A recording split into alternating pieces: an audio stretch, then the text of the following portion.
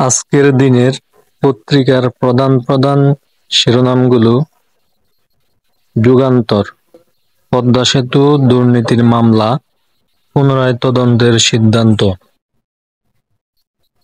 শামীমের একাকী লড়াইয়ের পরও হার চিটাগংয়ের, উড়ন্ত সূচনা খুলনার।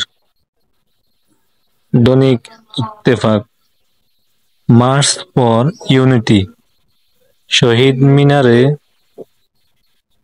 সমাবেশ শুরু। 31st উপলক্ষে রাজধানীতে অতিরিক্ত ৩,০০০ পুলিশ মোতায়েন।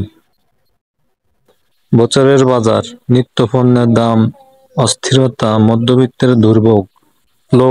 স্লোগানে মিছিল নিয়ে শহীদ মিনারে কয়েক হাজার মানুষ, সমাবেশ শুরু।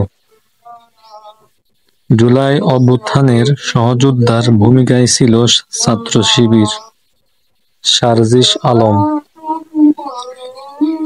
আন্দোলনকারী কর্মকর্তাদের প্রতি কঠোর বার্তা দিল জনপ্রশাসন মন্ত্রণালয়। বৈষম্য বিরোধীদের বাসকে সাইড দেয়া নিয়ে কথা কাটাকাটি পরে সংঘর্ষ ও পাল্টাপাল্টি ধাওয়া। আগামী বছর থেকে বর্ষবরণের স্থান নির্দিষ্ট করে দেওয়া হবে, ডিএমপি কমিশনার শেখ মোহাম্মদ সাজ্জাদ আলী বলেছেন, সারা পৃথিবীতে নববর্ষের পটকা আতশবাজি ফোটানো হয়, তবে তা নির্দিষ্ট স্থান করে দেওয়া হবে। কালের কণ্ঠ,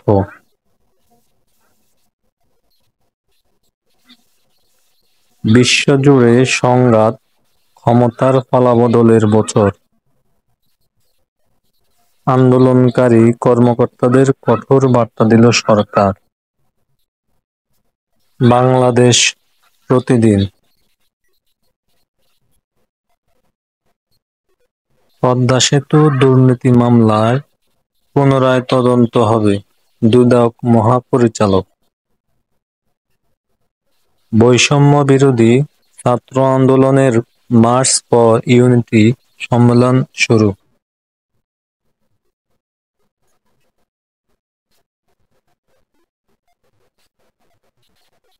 দৈনিক সমকাল, শহীদ মিনারে মার্চ ফর ইউনিটিতে ছাত্র জনতার ঢল। 31স্টে আতশবাজি, ফানুস উড়ানো বন্ধ, হাইকোর্টের নির্দেশ। সরকারি কর্মকর্তা কর্মচারীদের কঠোর বার্তা দিল সরকার।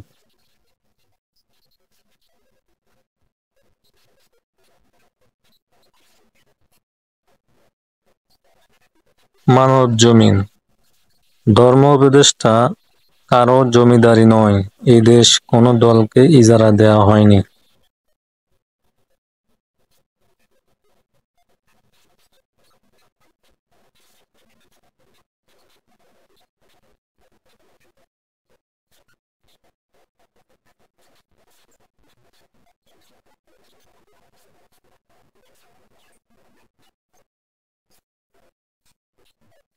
দৈনিক কারবেলা, বৈষম্যবিরোধী শিক্ষার্থীদের মার্চ ফর ইউনিটি কর্মসূচি শুরু।